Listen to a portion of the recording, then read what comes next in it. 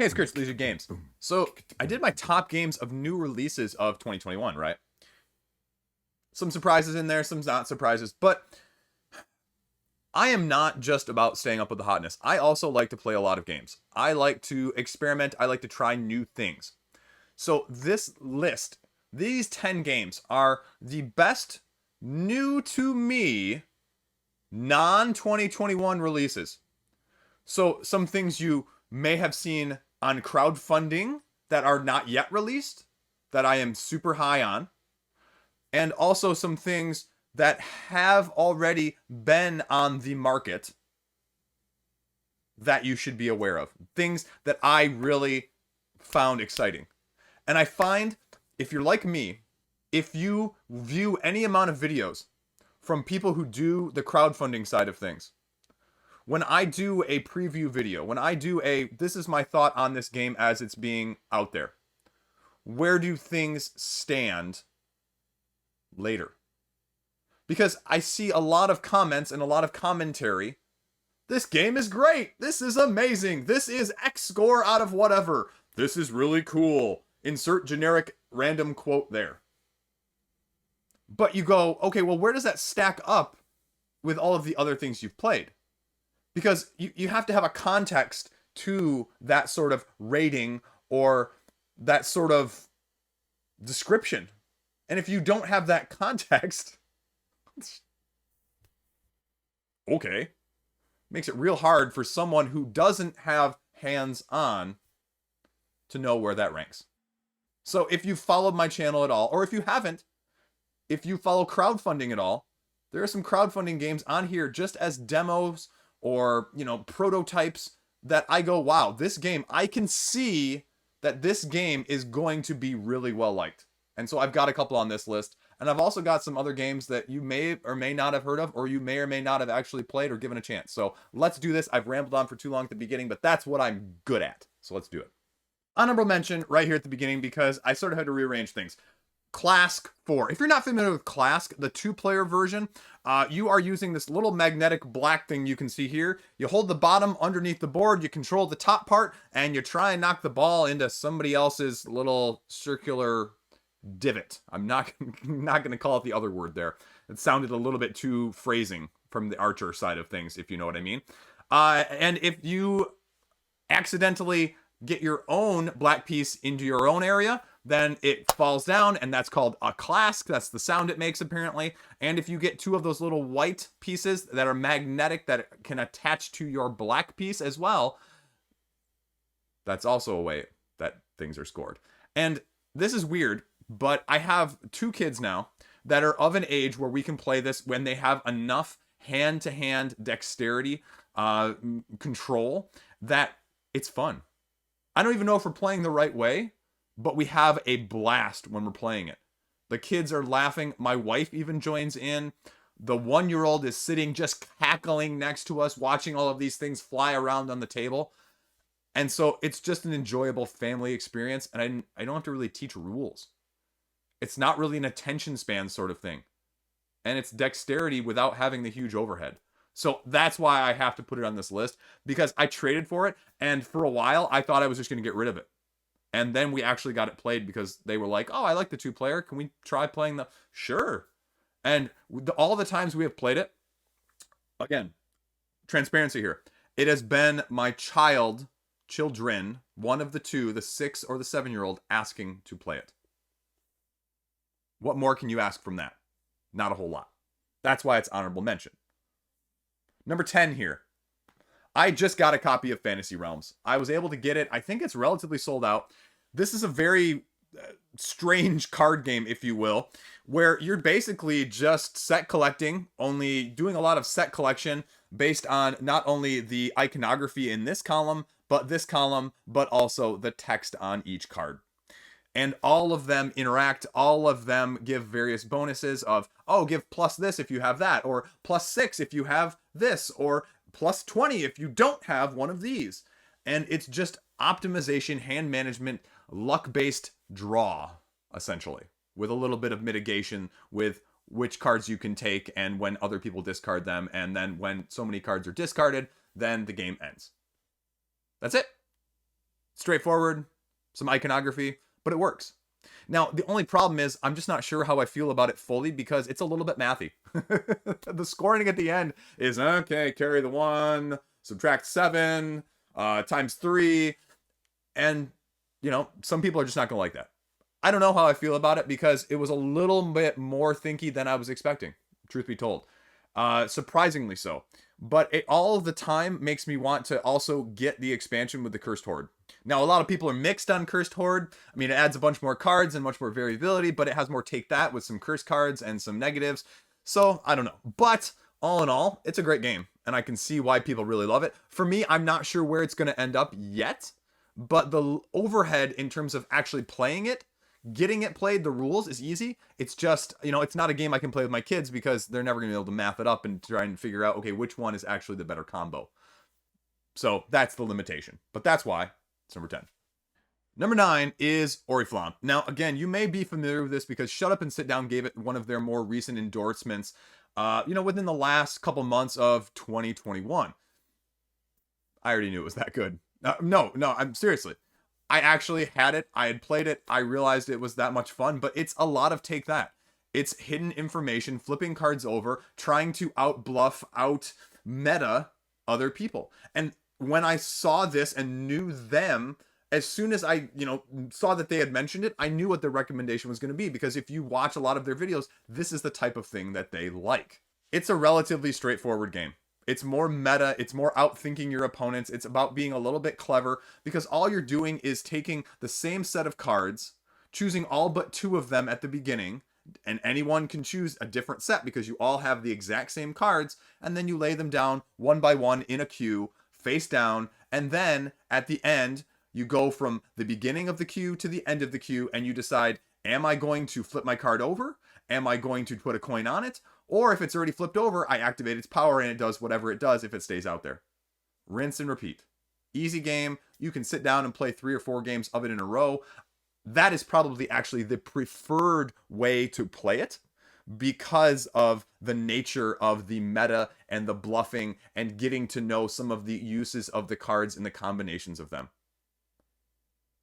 But it's easy to play. It's, again, a low overhead, short time frame, and it works really well at what it does. Now, there is a standalone expansion, Oriflamme Blaze, that I have as well. I've not played that yet, so I can't compare the two. But apparently you can combine them or play them separately. So we'll see. My biggest concern after acquiring it, again in a trade, was that, is it going to replace one or the other? Do I need both of them? And so, not having played it yet, I can't speak to that.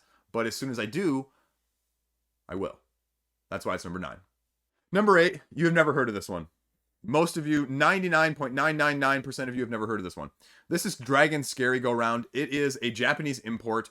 It was on crowdfunding. I backed it. It is a co-op game where all you're doing is you're trying to move your guys around and land in front of the dragon so you can attack him. The dragon's trying to make his way around twice. And the ghosts of the black and the white token right here are, if they pass you or land on the same space, or if you land on their same space, they bring you to the ghost jail. And if everyone lands in the ghost jail, you lose. If anybody takes a damage from the dragon, you lose. If the dragon makes it all the way around twice before you can deal him 6 damage, you lose. Sounds easy, right?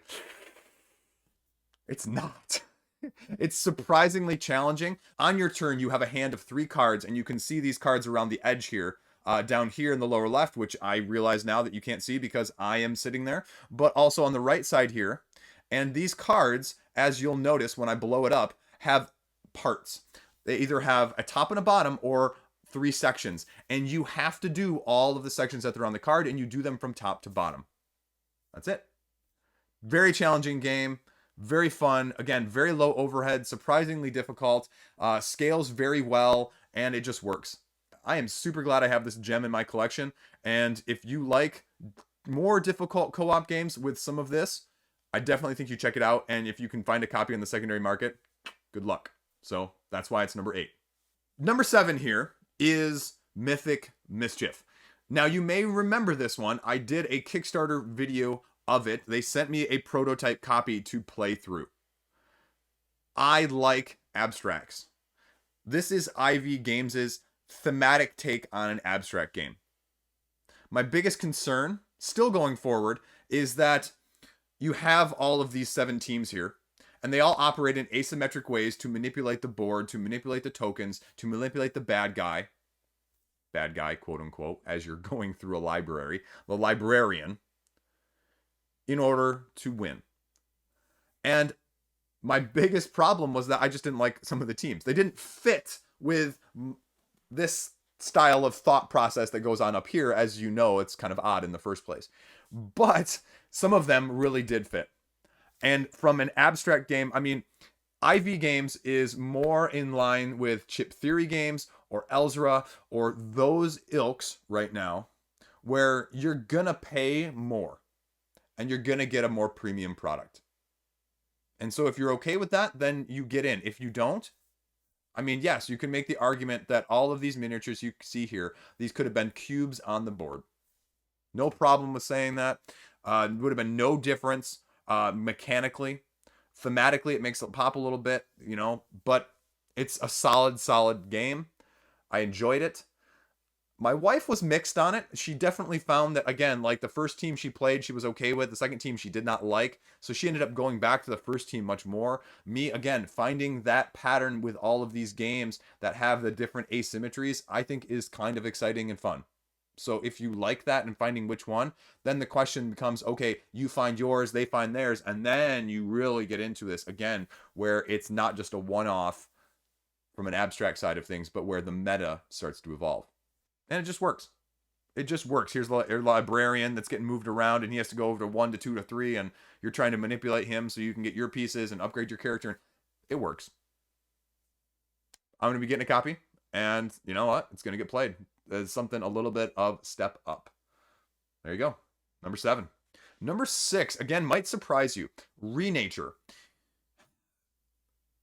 Again, I actually got this based on the Shut Up and Sit Down recommendation. And this is 2 games that I overlap with them, which is, you know, 2 of the 3 probably that I overlap them with. This is a very beautiful to look at tile placement, domino placement style of game, where you are basically laying your animal tiles around domino style, creating little zones that are zoned off and placing trees in them and scoring points based on those with a very limited, restricted ability to do so and to manipulate. It is also very, very take that. This game, as you know, as nice as it looks, as pretty as it seems, does not give you the impression that it is a mean game. It is a mean game of blocking people and taking spots that people are not going to like. Does it work? Yeah. Why did I include this picture? Because this is weird. I know people are getting all artistic on their pictures nowadays, but like, I don't know. Sorry, I had to include this. It just works. It works. It's the beauty is in the simplicity of the actual actions themselves, while having some take that and building your little forest areas, scoring your points of your sections, and playing your animals depending on what's there, what's available to you, and what's wild. So again, I don't play it a lot, but it has a spot in my collection because I don't really have anything else like it. Especially with a domino mechanic, which is very unique nowadays. So I love it. There you go. Number 6. Number 5 is going to probably surprise you a little bit, but if you know anything else about this, as well as going back to sort of the honorable mention and a little bit of the asymmetry, this is the combination of the 2. This is Flick of Faith from Awakened Realms Light. Now, again, this is a very different game.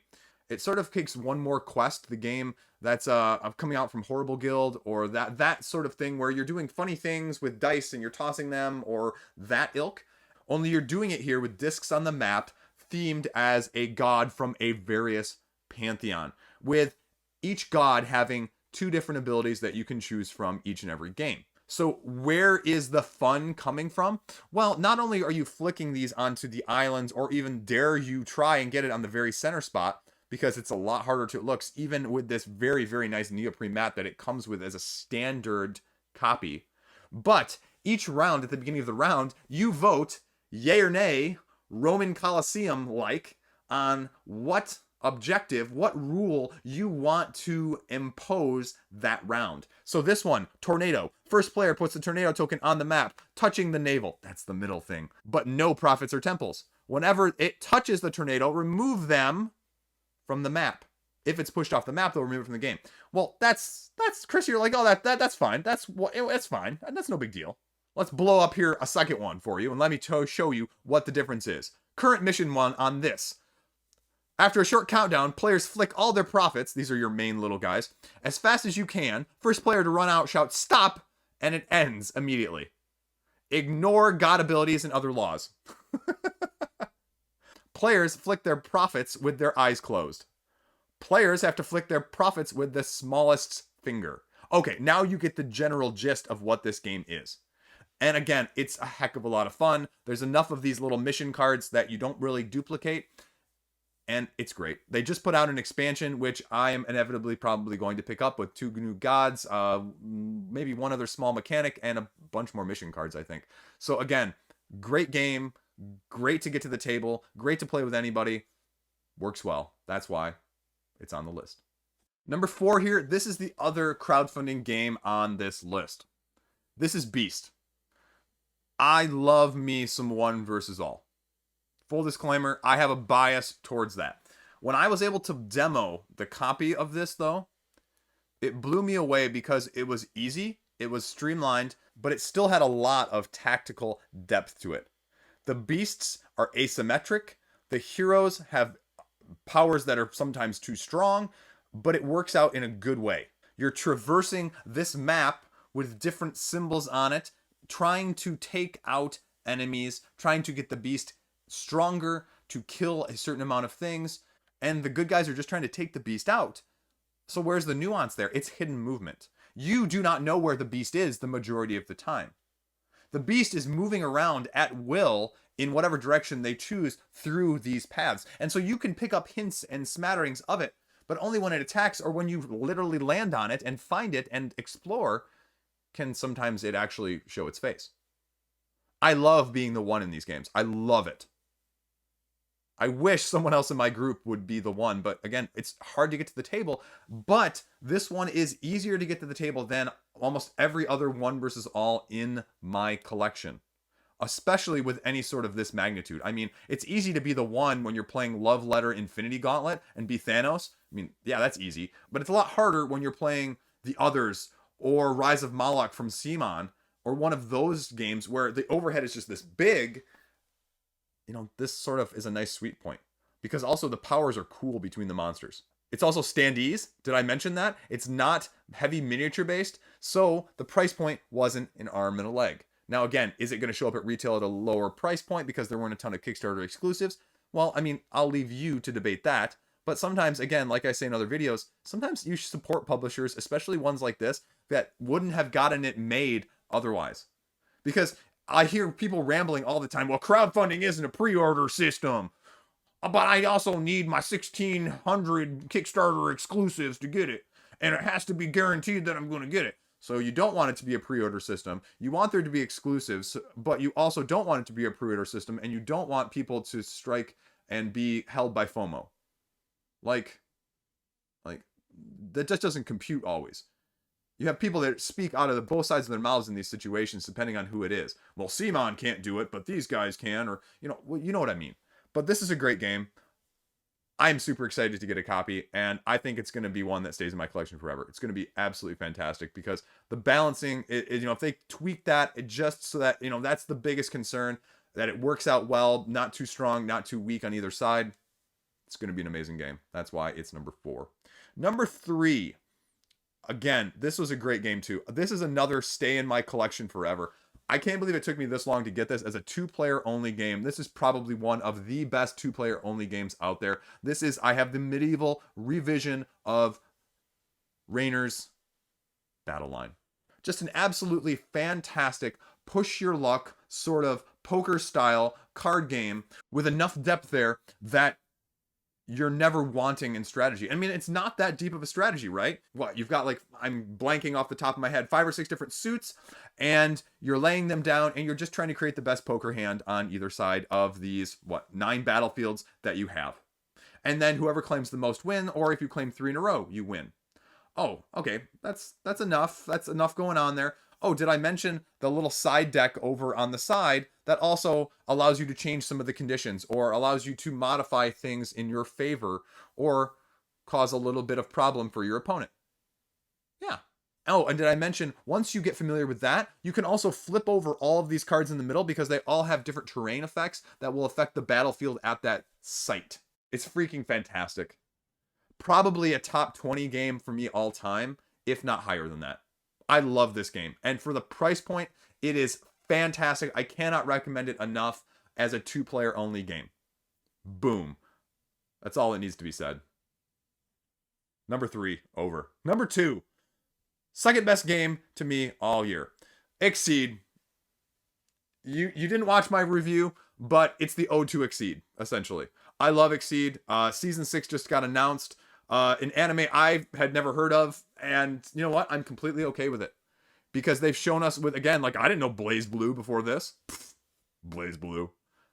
I was only roughly familiar with Shovel Knight, in the sense that it was a video game. You know, I was pretty familiar with Street Fighter. They took their own 7th Cross for one of the other seasons, but this is a fantastic dueling game. If you haven't, as a 2-player only dueling game, this game just works. Comes with pre-constructed decks, 4 in a box. You get to choose, again, your asymmetry, what type of character. They give you, like, okay, this one's more speed and range, this one's more close combat, smash them up, or this one's just kind of weird and unique and does kind of strange, cool control things. Whatever your ilk is. And then the different themes and the slightly different mechanics and the fact that they're all cross-portable, so you can play with one from Season 1 as well as one from Season 6 that's just coming out, and they're going to work together, and there's going to be interesting depth and nuance there, and there's some chaosness because you're drawing cards from a deck. But how do you want to use those cards? Because they all have like 3 different uses at least. And oh, special powers for your character, and the maneuvering along the strip there, where there's not a whole lot of place to go, you know? There's only so many spaces, and you're going to run out of room, and you're going to have to fight. And no turtling in this game. It's fast. It works. It's great. I love it. But a whole nother season because I loved the first one in the first place. It's got enough information that's shared that you're never at a complete loss what the other person might do. But it's not like BattleCon where you can sort of almost meta bluff and do the outthink side of things as well. Because I like, as I said earlier, some chaos, some uncertainty. And this game gives it to me in spades, hearts, and even clubs. And that's why it's the second best game for me, new to me, on this list. What was number 1? You're probably familiar with number 1. And I'm shocked that it took me this long to get it. But again, I ended up getting this in a trade with the expansion. And it's never leaving my collection. Again, when you talk top 10, 15 games, these top 3 are all probably in that range. So when I say that, I mean that much. Now again, not everyone is a fan of Res Arcana. I know that. You start with your character, they give you an asymmetric ability, and then you draft your hand of like 10 cards or your deck of 10 cards, and it's how big and fast that can you build that engine out of those cards. And, you know, they say competitively it only takes between 4 to 6 turns. I'm not competitive. Me and my wife are about the same skill. It's more like 10 turns. That's okay. You know what? I recognized the greatness of this game when I first played it. Those light bulbs went off. The maneuvering, the combinations that you can do to make you feel really, really freaking clever. And games that do that for me, I love. Those light bulb moments that you go, whoa. This was one for me. I have the second expansion pre-ordered right now. It's stuck in pre-order with something else that's not out yet. So again, if you know me or this channel, I do not pre-order things at retail hardly at all. At all. I trade for almost everything or I crowdfund. And for me to get this at retail, it says something about this game because I just don't do it. I just don't. I can count on 2 hands the number of games that I have gotten through retail like that, essentially. And this will be one of them. There you go. That's why it's number 1 on the list. There you go. That's all I got. That is my top 10 plus-ish games that were new to me in 2021 that were not on my best of 2021 releases, but also some great games and some good surprises in there as well. Like I said at the beginning, Now you know, okay, when Chris talks about some of these games on crowdfunding, he really thinks of them that highly, you know? And that's not to mention, you know, again, because this is a tough list to make. There were some on there that I was like, you know, even this isn't me, like Collab, the one I just did, although that's 2022, never mind. Um, that you recognize the mechanical qualities in it. So this list next year, this very list next year, you really should tune in. If you're not subscribed to me, this list next year is going to be very interesting because my goal of 2022 is to play all of the unplayed games within reason, not ones that I'm getting rid of and not ones of like every single expansion, but all of my base games, all of those that are unplayed, my shelf of opportunity to get rid of, make my shelf of opportunity 0 or as close to possible, minus, you know, games that are coming in at the very end of the year by the end of the year. And so this list is going to be very, very, very interesting. And I'll tell you right now, as we are only in the very beginning of February, that I played probably 15 games in January that were new to me. And I'll tell you, you already have a couple huge winners there. Like, I'm looking at one of the games I played last night and going, this might be one of the best games, period, for me. This is already going to be potentially in my top 10 or 15 of all time. So there you go. And as always, if you want to see more of this, I do crowdfunding on a weekly basis. And check that out. And Patreon, even more. So there you go. Thanks for watching. Stay classy. Have a great day. Thanks for tuning in. I love making this. Have a good time. Have a good day. Play something. Go do something fun. I'm going to go play some Slay the Spire. Well, I would at least if kids hadn't stolen the Nintendo Switch and brought it over to their grandparents' house. I have a middle of a saved game right now. I had 345 block against an enemy. This is my personal best, at least.